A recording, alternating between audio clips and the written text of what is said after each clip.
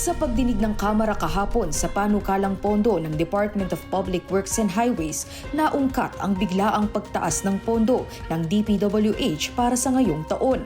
Sa pagtatanong ni Marikina 2nd District Representative Miro Kimbo, lumabas na lumobo sa higit 1 trilyong piso ang budget ng kagawaran mula sa proposed 825 billion pesos noong inaprubahan ito ng BICAM para sa General Appropriations Bill ng 2025. Ayon kay Representative Kimbo, kauna-unahang pagkakataon ito na umabot ng ganito kataas ang pondo ng DPWH. Sa panayam sa alauna sa balita ngayong araw, nilinaw ni Representative Kimbo na hindi sa Kongreso nagkaroon ng budget insertions ang pondo ng DPWH para sa kasalukuyang taon. Dagdag din niya, nang dumaan sa Kamara, bumaba ang budget ng kagawaran ng 73.7 billion pesos pero tumaas ito pagdating sa Senado at nadagdagan pa ng higit 200 bilyong piso noong sumalang ito sa BICAM. After po ito hinir, yung version ng House, which is yung GAB2, hinir na po yan ng Senado.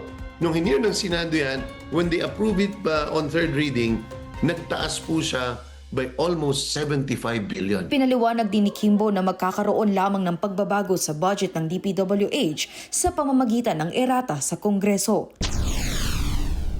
Sinabi ng DPWH kahapon na malinaw sa House of Rep, hindi nagkaroon ng insertions doon dahil doon nga siya bumaba eh.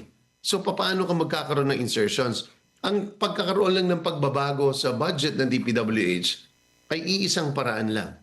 At ang paraan na yan sa House is through an errata. Ani pa ng mambabatas, walang kinalaman at walang nangyaring insertion sa komite sa Kamara. You cannot have an insertion kung ang budget mo ay lumiliit. You can have an errata, may mga pagbabago, pero iba yun. Galing ho yun sa ahensya. So, lahat ng insertion took place particularly in the bicameral conference. Binigyang diin din ni Representative Kimbo na kailangan anyang matignan kung saan nanggaling ang pag-amyenda sa biglaang pagtaas ng higit 200 bilyong piso sa kanilang pondo. We have to focus on itong 289 billion na in-insert. Diyan tayo mag-concentrate, tingnan natin kasi yan na in-insert during the bicameral conference. Para sa totoong balita sa Bagong Pilipinas, Kate Rania, Congress News.